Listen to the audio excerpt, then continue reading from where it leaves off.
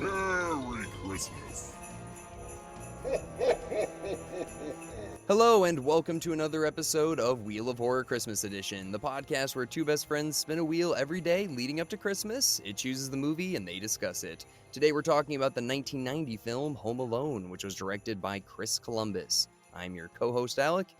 I'm Eric, and with us is a very Christmassy guest, Jack Baca. Jack, welcome to the show. Hey, thanks for having me. Merry Christmas, you filthy animals. Merry Christmas, you filthy animal. Yeah, dude, you're like one of the biggest Home Alone fans that I know. Jack, Well, it wasn't always that way, and it kind of has like a special place because, it's a special thing for me because, I was in the choir, the kids' choir in that movie. No, what? No, you're not. No, I'm you're not. But that's so Okay. easy to believe. That's Matt. so easy to believe. Yes. because I was of like, for exact one, right you answer. had me for a hint, and I was like, fuck no. I don't, he's Dude, bullshitting. He's been doing this fucking joke for years, man. He got me hard in New York when he told me that. Wait, when John Williams was composing? Dude, Oh! there was no music. We all just had to pretend to sing. It was crazy. Yeah. Oh my God, That's like dude. the perfect lie though, Matt. Like literally, like That's no such one. like a fucked up, like, pathological liar lie. You can't bust me on it. I know. I think I like texted Eric. Like I like ran to the bathroom. I was like, "Dude, you're never gonna believe who I'm with." And you're like, "What?" I'm like, "One of the kids in the choir from Home Alone 2." It's like, "What?" It's so good. But no, but you must have seen this movie when you were a kid though, Matt. Many, many times. So yeah, I wasn't as huge of a fan of it. My wife really turned me on to it again, I guess, later in life. It's just she watches it probably 25 times before Christmas. I mean, it's on all the time. And then like I hated it at first. I was like, this movie's on all the time, but it's it's just part of the ethos now. Yeah. This I don't know if I should say this out loud, but this is I think my favorite Christmas movie. It's good. I think it is. That's It fair. probably is mine too. I also have like a weird like tick where I'm just like I can't watch Home Alone 2 before so if like Home Alone 2 is on TV, I'm like turn it off. I don't want to say it. No pigeon lady, and like I turn it off and freak out. You don't like want to the watch first Home one. Alone 2 at all? You don't or- like No, it? I do, but I Not in have order. to watch the first one first. I see. Yeah. But yeah, like you said, your wife watches it like 25 times. I watch it like once a holiday season, max twice, but I always have to at least watch the first Home Alone before I do the second. That's a normal amount of times. Yeah, that's good. That's how it should be. Yeah, but like each year, I'm like, oh, my memories. It doesn't remember everything like it did. Yeah. Disney Plus did a nice little thing too, where right after I finished this, it was like, "Do you want to watch the second one now?" I was like, "I kind of do, actually." Yeah. It like was ready to Do you load. want to watch the third one I now? was like, They "Fuck." did that with Mighty Ducks with me, and it ruined my Thursday last week. They're smart. They're clever, but Yeah. they don't have the fourth Home Alone on Disney Plus. I guess they're like, no. There's a fifth one too. Really? Yeah, the plot's really sketchy too. We watched it one year as a joke, and it wasn't like he's not Kevin McAllister. It's like some whole other family, and he meets a guy playing Xbox online. And then the guy that he meets is age inappropriate. He's like maybe 36, and they become really good friends. And then he hears like What? the harshness in his home over the mic, and he like tries to help him out. And then they get caught in this winter storm, and this really age inappropriate buddy on the internet tries to help him get rid of all this stuff. But the whole thing just comes off kind of weird. Yeah. So there's no like paint cans. It's just like two kids on Twitch. No, and I think his parents are divorced. Okay, that sounds. It's rough. It was rough to get Horrible. there. It's a rough movie, It's man. like, oh man, is this where we are at as a Yeah. society? What was that on? Like Quibi? Like what the fuck was that on? It was hard to find, but we just kept Googling things like Home Alone 3, Home Alone 4, Home Alone 5, and there was no Home Alone 6, so we watched Home Alone 5. This movie though, Eric, you and I, we've probably seen this movie together. I mean, bunch of times growing up as kids.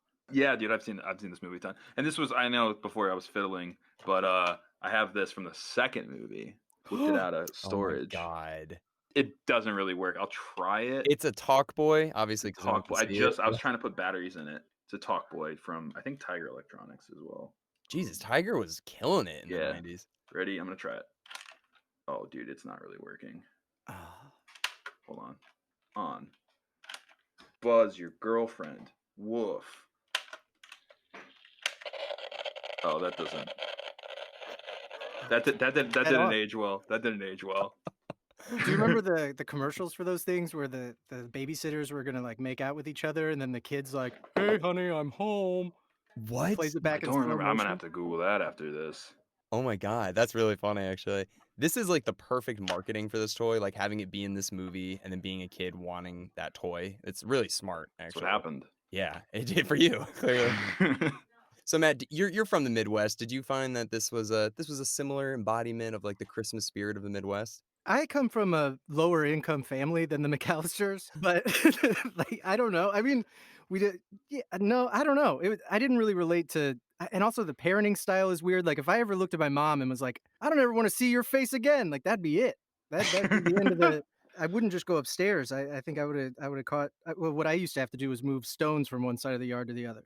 Yeah, he really treats his parents like shit in the beginning of that movie, and that is hard to relate to. Huh. Yeah, he's a spoiled brat. He's the youngest of 5 in a house that big. Imagine, like, how big of a little spoiled brat he must be. Yeah. And the family's they're kind of all assholes. Like, no one's nice to each other, like, the No. entire time. Like, Fuller, Buzz, they're all dicks.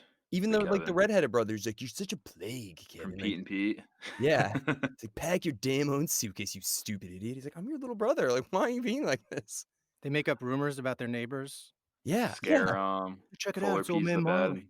This was Chicago, right? John Hughes, Chicago. Yeah, the whole Yeah, thing was okay. filmed in the Chicago area. It was filmed in a high school. Yeah, I saw parts of that, like the films we love, how they're made, and how they did that in the gym. That's so cool. And where like other like Breakfast Club or like other movies filmed there too, the same school. I think so, yeah.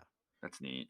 Yeah, I didn't know that at all when I was watching as a kid. Like that entire thing is a sound stage. Like that's really impressive. And the interior of the house is really, I don't know, it looks so real. They did such a good job. You can usually tell when you're watching a TV show, like those multicams, like, okay, it's so clearly set. But this one I didn't know for a long time. It's also aged really well. Like when I watch it, it's not perfect. There's still some like maybe some decor that they have, like some wallpapering that's weird, but I mean, I watched a lot of real estate TV with my wife, and I'm telling you, like that's still a nice kitchen. There's Yeah. like shiplap going up the thing. It's nice. It's The still nice. load bearing wall. It's Yeah. really really nice. Open concept. Property Brothers. Yeah, man. Yeah, I mean, it's a beautiful house. It really It is. is. There's that joke, everyone's seen it. Like, what the hell does Mr. McAllister do for a living? It's like, dude, he's in the mob. Let's not pretend. Like, I don't think he's the breadwinner. I think it's the mom because there's all me and Danielle have talked about this. There's all of the designer stuff everywhere. There's the mannequins and she has all the measuring tapes and she has like different fashion things in the in basement. France, Yeah, and they go to France France for her designers. brother or Okay, yeah. okay. The only thing about the not France thing though, Eric, is I think her brother lives in France or whatever because they're going to visit the family. But everything else actually does add up though. That Yeah. adds up. That adds up. I think she's a high-powered designer of some sort. Yeah. I Yeah. completely forgot about that measuring mannequin too. That's kind of cool. You brought that up. And he never talks about work at all. He only ever I think he mentions fishing, but I don't think that's his job, but I think she just works and then he's like, "I'm going to go fishing." Huh. Yeah. Yeah. Yeah. Interesting. And he makes the fish hooks out of the new fish hooks. Yeah. The ornaments out of the fish hooks. Huh. Yeah. I think just talking about the fish hooks and like how Kevin's such a little like asshole ruining his dad's stuff.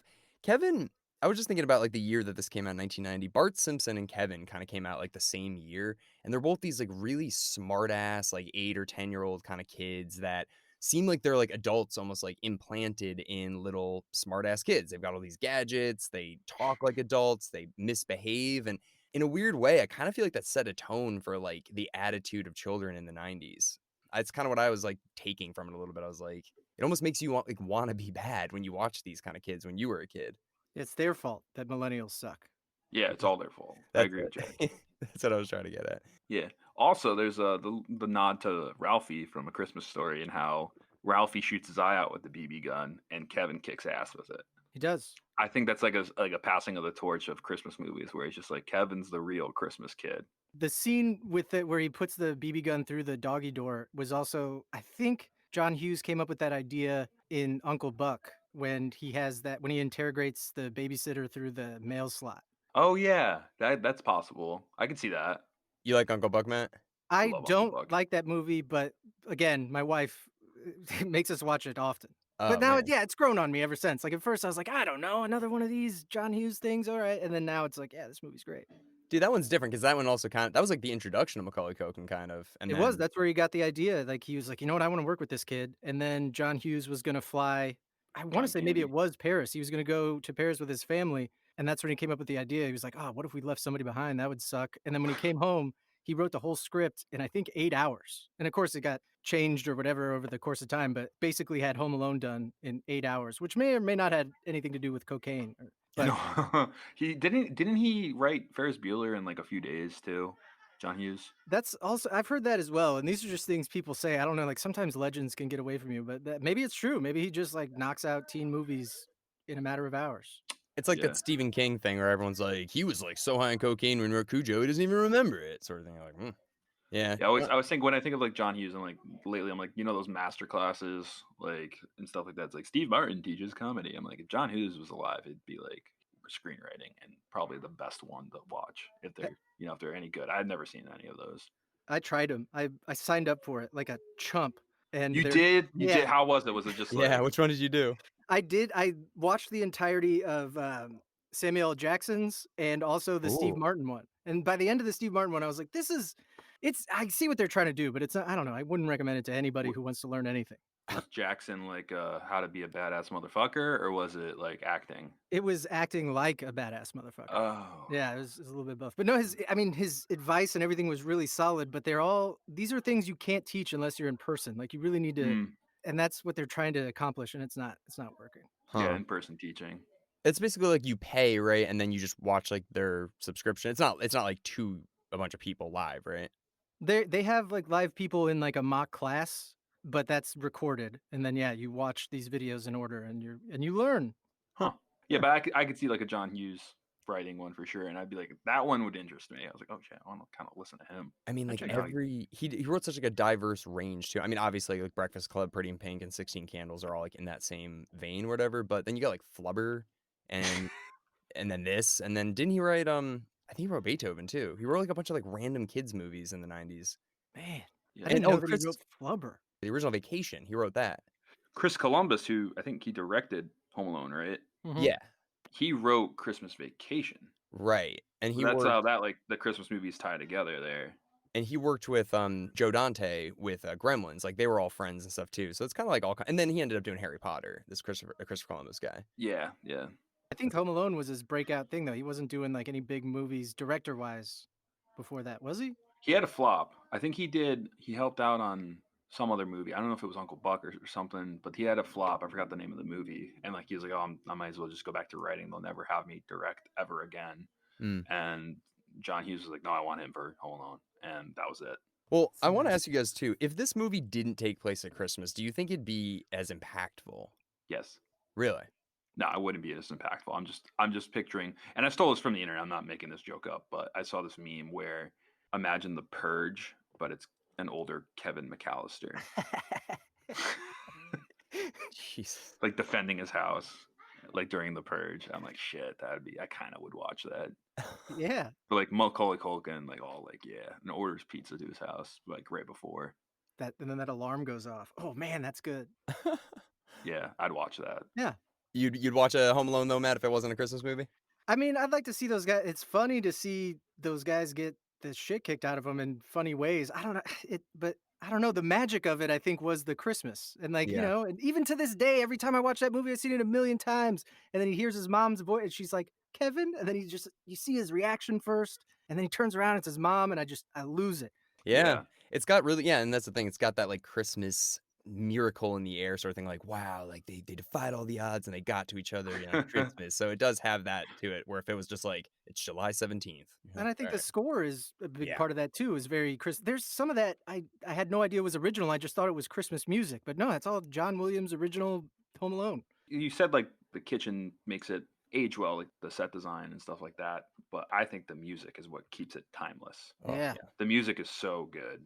It's just a Christmas movie too, and it's got the most epic score. It's just It's and like a lot a of battle. It's like a battle Christmas song. It's like dun, dun, dun, dun, dun, dun, dun, dun. It's like about getting ready for battle. And This is I my love house, that. and I must Yeah, I love it. a lot of people said that Star Wars wasn't as impactful without the score either, and obviously that's John Williams too. So it's like, Totally agree. imagine this movie without that score. Imagine Star Wars without that score. Like scores can make or break movies. I mean, and this is I think a great example of that. I take my comment back about it not working as like what would it be like? Oh, for his birthday they try to make it home, or I don't know. But like Christmas is the magic. It's the magic of Christmas. Yeah. Family all comes home, and it's like the mom comes home, but then the whole family makes it, and she's probably like for a hint second like shit. I should have just waited patiently, then sit with John Candy and listen to the polka music. The Kenosha Kickers. Yeah. I was gonna just say I didn't watch the whole how the films are made, but I know John Candy was like really sick for this movie. Not like deathly sick, but he had like the flu or something Yeah, and he did the whole thing as a favor. in It a was one day. day he came to set, and but it ended up being like a 27-hour day, Mm. Oh, dude, that's takes and he years was off sick. your life. If you have the flu and then someone's like, you need to be awake for off. That's how he died. That really? Yeah, it was right after that 27-hour day. No. No. No, it wasn't. He was making No. another movie by that time. Yeah, he was in like he died in like 1995, I think. Dude, come Yeah, on, Jack. Canadian bacon, guys. He Canadian died, bacon. dude. He died because of Home Alone. It's like, that kind of really ruins the movie in some ways. Well, Like, think about a 27-hour day on set too. It's like, yeah, it's like 27 hours. That sucked. What were you doing? We're on like a yacht. Like it wasn't that bad. It's like, what were you doing this one? It's like we're in a fucking U-Haul for Oh, that 27 would hours. be listening to tough. And polka especially with all music. the music. Oh my gosh, that must have been 100 takes. Yeah, they're in that, and it's just like, all right, so we're in a busy airport. And then we're in a sweaty, hot van. That sucks so much. Yeah, that's like one of the worst shoots I can think of. And like everyone's getting the flu. Like John Candy's clearly sick, and it's like we're all getting sick. Like, oh, if you're in that U-Haul, for sure, yeah. everyone's getting the flu in that too. John's just apologizing. Like, guys, I'm sorry. Like, I don't know Oh, what you God. want. Like, this Does anyone have any Gatorade? Anything? Jesus, like, Shit. anything. Yeah, it does suck though at the end. Like they all just get there. It's like we took that flight you weren't gonna take, and they're all laughing like a sitcom. Like, that's our Kevin. She's He got must have been funny 104 on set fever. though, John Candy. Like, just like I'm so fucking sick right now. Like, And Catherine O'Hara too. This is like before I think she like broke out as that like huge comedic star when she's in all those Christopher Guest movies throughout the 2000s, and then obviously Schitt's Creek now. But like this point, everybody's like, "Oh, it's Mom from Home Alone," and now everyone's like, "That's Catherine O'Hara from Schitt's Creek." Like she's like a household name now. It's kind of crazy. Yeah, she's great. She's hilarious. Yeah. yeah, Schitt's Creek's amazing, and I like how Schitt's Creek. I mentioned this in another podcast, Alec, but how their Twitter handle Schitt's Creek, like every holiday season when it kicks off, they like share a bunch of people's like random tweets, like, "Oh my God, it's the mom from Home Alone! I never knew that," and it's just all these people finding out. It's like how many years will that go till everyone like realizes that connection? Well, we also figured out that not too recently, but she's Sally in The Nightmare Before Christmas. Yeah. Oh, that's the podcast I mentioned it in too. Yeah. There you go. She's always been there. She's always been Yeah, there. she's guys. always around. Is Sally the Beetlejuice. gal? That's the main gal, the sewed up gal? Yeah, that's Oh, Catherine wow. O'Hara. Yeah, see, there, boom, did it. Wow. That's one. I She's in know. Beetlejuice. Exactly. Yeah. Yeah, Wow. and then she's in like Best in Show, and then A Mighty Wind. She's on all those like Christopher Guest mockumentary movies. She was a Second City too. She's a nice, And Schitt's Creek. of very course. Yeah, fuck Yeah. now. I love her. And the uncle is such a pice of shit too, Frank. Uncle Frank. He's cheap. He's real cheap. Dude, he's so cheap. And then like especially he's like, put him in your purse. Put him in your purse. Like Hey, that's real crystal. he's stealing salt shakers. Like how big of a piece of That's shit is he? bad. There's That's like a bad. lot of little tiny moments that he has in there too. Like in the very beginning, he's like, they're like, hey, it's 124.50. He's like, my brother will get it. We got traveler's yeah. checks. I'm sorry. I had the subtitles on. You hear another line too, where someone's like, "Yeah, I wonder if those will clear in France." Like you just hear that. I think it's the dad. He says it. Oh, also I had the subtitles on too. I never knew the furnace says like "Hello, Kevin." I never knew that. Yeah, you have to really strain to hear it. I think maybe it was you who told me about that like a couple months ago, and I was like, I don't know, but I went back and watched it, and sure as shit, yeah, if you strain to listen to it, it says it. Yeah, it's crazy. Yeah, the subtitles actually there were a few little like weird lines, but the Uncle Frank, he's just like, "Yeah, if it makes you feel any better, I forgot my reading glasses too." Fuck you, I- Frank. I used to work in a newsroom, and our manager there, people would f up left and right and just mess up, and he would always, every time something went wrong, he'd go, "Look what you did, you little jerk!" And then every time, it's like, okay, I know, I'll fix it. Like, The thing that I like about Home Alone 2 is there's just as many memorable lines from that one as there's from this one, and they kind of all blend together. Like that, like, "Get out of here, you nosy little pervert! I'm gonna slap you silly!" Like that whole thing. Perfect scumbag. Perfect scumbag. Yeah. Buzz is my fave. Buzz is my fave. He's so the unsung hero of this movie. That's like the first hard laugh you get in this movie, I think. He's got a smoking hot girlfriend. Yeah. What's the That first picture line? is just Chris. I think it's his son. Yeah, But dressed dressed up as a as a girl? girl. which is nice because that would have sucked to grow up to if that was a girl and then like, oh yeah, I was Buzz's girlfriend. They took a picture of me. I was real gross. And they said woof. Yeah. Oh, her whole life would just be like, woof. Like she does cameos. Just like, hey everybody, I'm the girlfriend. Woof. She looks like Buzz looks like now. Yeah, she really does actually. Wait, Eric, what's the first laugh in the movie you get from him? Oh, the hardest laugh is when like, don't you know how to knock? Like when he looks at him like dead in the eye, like really scary. That's the first like time I like really laugh, I think. The casting for this too, he looks exactly like what I would imagine their kid to look like. Sure. He really does. He looks like a perfect combination of both of them. I was like, damn, they really nailed that. He looks like a cartoon character in like Street Sharks or like Teenage Mutant Ninja Turtles. Yeah, like yeah. He looks like that pig guy with like the mohawk from Teenage Mutant Ninja Turtles. It's like a puppy, but instead of his paws, he's like kind of growing into his teeth. Yeah. Yeah, he's really in between. He's in that in between phase. He's like hard into puberty, like that awkward stage where you can't figure anything out, but like you just assert more dominance than you're used to. Yeah, exactly. God. He's We're going like overcompensating. really deep into like Buzz's psychology. psych. Speaking of which, really quick, what does Buzz do the second they get home too? When they see Kevin, he's like, "Hey Kevin, thanks for not burning down the house." And he's like, "Thanks, Buzz." And then Kevin sees like a fucking robot cyborg sees outside that the old man's hugging his son, and he walks outside. There's a good like 2 minutes, and then we hear, "Kevin, what'd you do to my room?" What was Buzz doing for those 2 Probably minutes? went to the bathroom. He just got home. Yeah, give it a good yank. Come on, yeah, there you go. Sorry, Give it a I'm good yank. sorry. I wanted something good. What would you think he was gonna do? I don't know. That's the thing. I feel like that could be like a whole little like YouTube fucking video. It's just like, what did Buzz Well, that whole do? family's probably online. Like, come on, I really gotta go. And it's like, we just got home. Like, oh, and Buzz is probably like, pushing his way through, and he probably like was like one of the first 2 people. Look, I remember when I was 13, and if I just got off a 20-hour flight with my family, the first thing I would do is go to the bathroom and fire one off. Yeah.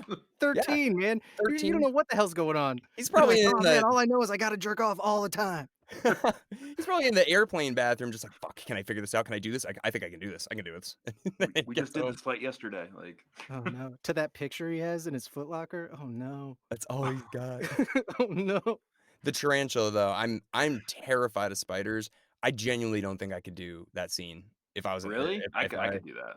You could have a tarantula put on your face and scream. Yeah. If they were to bite you, which they don't, it's like a bee sting. Would you do it, Matt? There's no venom. I think so. Yeah. I mean, Eric's right. I mean, it's not like medically significant if you take a bite from one, and they're probably not gonna.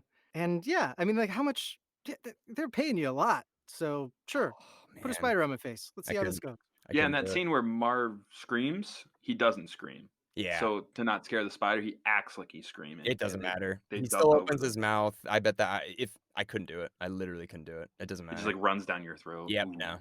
Yeah, like It would be like if I read the script and I got it, be like, all right, I'm gonna really work as hard as I can to convince them to not have Joe Pesci's character do it. I'm gonna do everything. I think they would want a solution. They would be like, okay, well, if we're not gonna put it on your face, what are we gonna do? And then you have to have it somewhere else or something better than on your face. It's like the one thing that I think I'm like, if I ever got a role, it's like the one thing I'm like, if they say they're gonna put a spider on my face, I literally don't think I can do it. It's the only thing.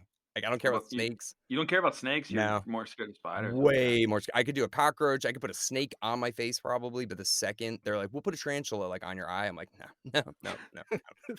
I don't care. They're like, Alec, we're gonna give you a lot of money. I'm like, give it to somebody else. Do you think they wanted Joe Pesci? It to happen to Joe Pesci first, and Joe Pesci was like, "You can get the fuck out of here with that." Like, like all Italian. Like, nah. Yeah. What'd you say, Matt? It's like not possible. That's not happening. Yeah. Well, no, I just think that's a very possible scenario. Like that, I'm sure that might have happened. And he's like, no. I won Home Alone 2. We're gonna light your head on fire or Joe whatever. Pesci.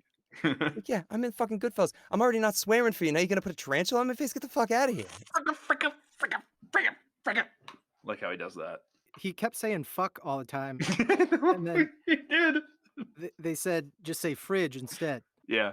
Joe Pesci on set. That must have been like, oh, Kevin, earmuffs. Well, there's one shit that he says right when Marv puts his foot through the dog door and his shoe falls off. He goes, shit. And I'm like, that's such a wasted swear. Like, they could have used that so much better in that PG movie. Oh, you get one, don't you? I think you get one. No, I think you get one fuck in a PG-13. Ah. Yeah. I know, the rules are so stupid. It doesn't. And it's like half a boob. Yeah, exactly. They're weird rules. Dude, Macaulay Culkin, though, I listened to a podcast that he was on, and he basically he lives in Paris, and it sounds like all he does is just collect royalties and residuals from this movie. Yeah, like every December, he's like Bad Santa and like gets his money, and then that's it for the year. Seriously though, like isn't that crazy that that's basically these two movies being played on repeat on like 75 different channels all year round from Thanksgiving to Christmas is enough for him to sustain his entire life. Yeah, probably a pretty opulent life too. He was in like some band too, the Pizza Underground, where the band plays around him and he's just sitting on stage with them and he's just eating pizza while the band plays around him. Yeah. The Pizza Underground, you ever? Yeah. It's literally just him on stage eating pizza while like another band is like I jamming think they did a out. late night show. I Yeah. believe it. Yeah. It's gotten more recognition than it probably should, but it actually has. It's like touring and stuff. I think it used to. He didn't he date Mila Kunis? Or Yeah. some- No, he did or for a Megan long Fox or time. something. Really? He dated Mila Kunis for like I think it was almost 10 years. He must be really funny. Yeah. All right. So wait. I bet he is. He's probably hilarious. I'd love to hang out with him. Now, let me just ask you as if you would watch this. I'm sure it's yes, but if right now, it's still possible, it still is. What if they did a modern Home Alone with Macaulay Culkin, with Daniel Stern, and with Joe Pesci? They still did it. Would you guys watch it? Yeah, sure. So he's 40, and Joe Pesci's like 80, and Daniel Stern's like 65. I mean, I might go into like a deep, dark depression after I watch it, but yeah, no, I'll watch it. I never mind when they remake movies because you can always just watch the original. It's not like they're gonna delete it. It's not No. killing the other movie, really. Yeah. No, I want this to be a direct sequel. Like they're doing what Halloween did, where they're just like we're forgetting 2 through 5 and we're just gonna do a direct sequel. And this You is like, couldn't do it with 2. You gotta do No. it You just could throw one. 2 in there. You could okay. throw 2 in there. So they're all right. So it's the end of 2. It's the end of 2, and they're in jail for It's 40 not like years. Macaulay Culkin like dies at the end of the movie or anything. Like, Okay. All right. So here's what it is. It's very, very similar to the Halloween 2018 remake. But all right. So Home Alone 1 and 2 happen, and then Joe Pesci and Daniel Stern are in jail up until now, and they're doing a crime podcast about a kid that was able to fight off these guys twice because it's a big deal or whatever. And then they get out and they go and hunt him down, and then it's back at it, baby. Home Alone 3. but kind of like Joe Dirt, where he like does like a radio broadcast and then Live something. explaining it. Yeah, I could see it. I'd watch it. And then you can get like a couple of young guys in there to like do their dirty work for him and get beat up. And then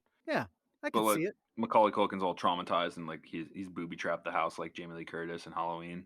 Let's just have him say that he ended up dating Mila Kunis, and Yeah. because the story became so big, and she like somehow met him at a party or something like that, and then he started a Pizza Underground band. Let's have it be autobiographical. Fourth wall too much. breaking Home Alone 3.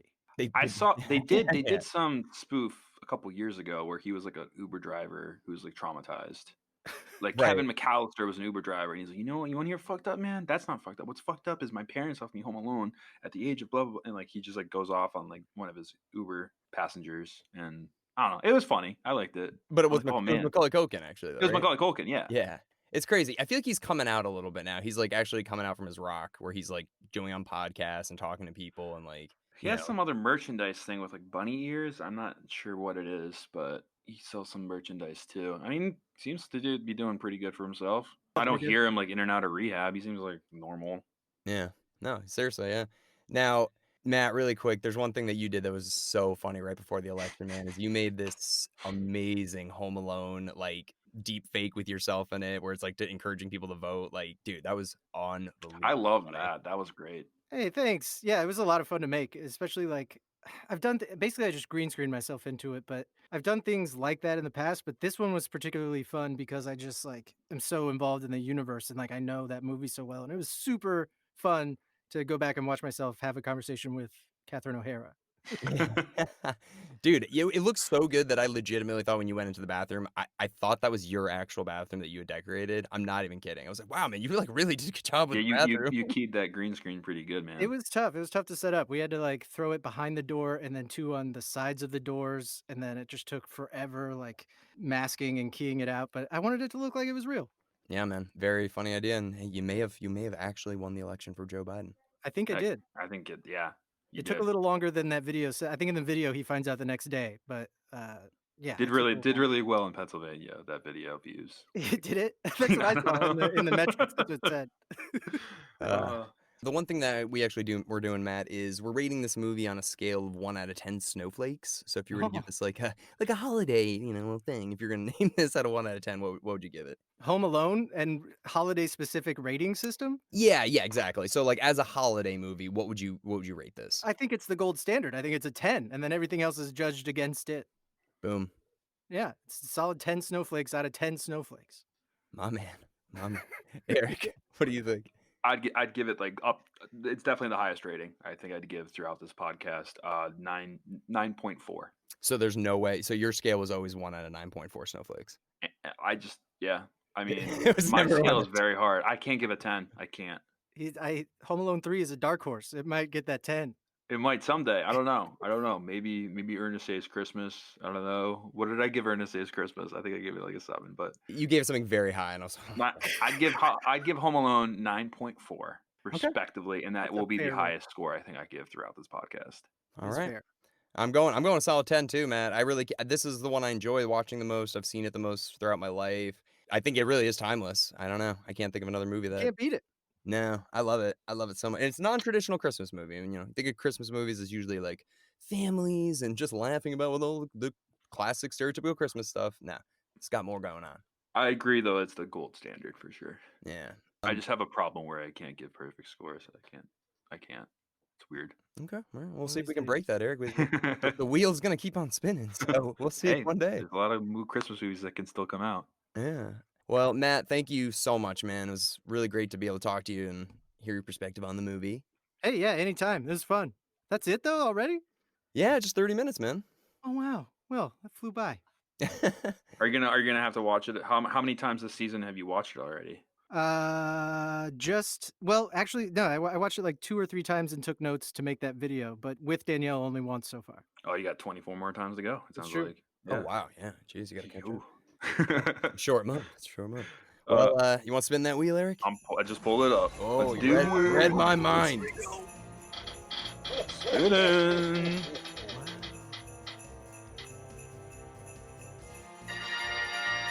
Christmas Vacation. Hey, that's a funny one. That's a great movie. We got Billy That- Bane. Yeah, Billy Bane is a guest on that one. The director of this also, I think he wrote or directed Oh. Christmas Vacation. Hated Chevy Chase. Also hates him. Who I don't think. doesn't? Yeah, he's not one of the few. Most people don't. It seems like. We'll Well- get into that next podcast, though, right? All right. Well, Slight plug. thanks again, Matt, and we will see you guys all tomorrow for Christmas Vacation. Thanks.